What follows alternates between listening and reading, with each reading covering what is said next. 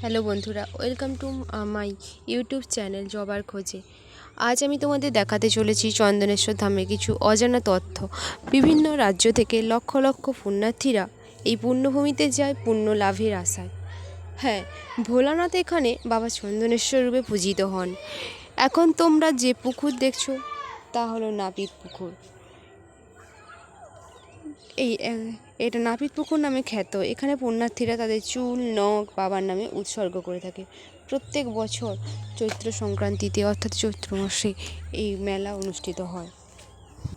নাপিতের কাছে চুল উৎসর্গ করার পর পুণ্যার্থীরা প্রথমে এই পুকুরে স্নান করে। তাই এই পুকুর বাবা চন্দনেশ্বরের নাপিত পুকুর নামে পরিচিত। দেখো কিভাবে চৈত্র মাসে পুণ্যার্থীদের ঢল নেমেছে এই চন্দনেশ্বরে। দেখতে থাকো বন্ধুরা, কেমন করে জমায়েত হয়েছে পুণ্যার্থীরা এই পুণ্যধামে পুণ্য লাভের আশায়।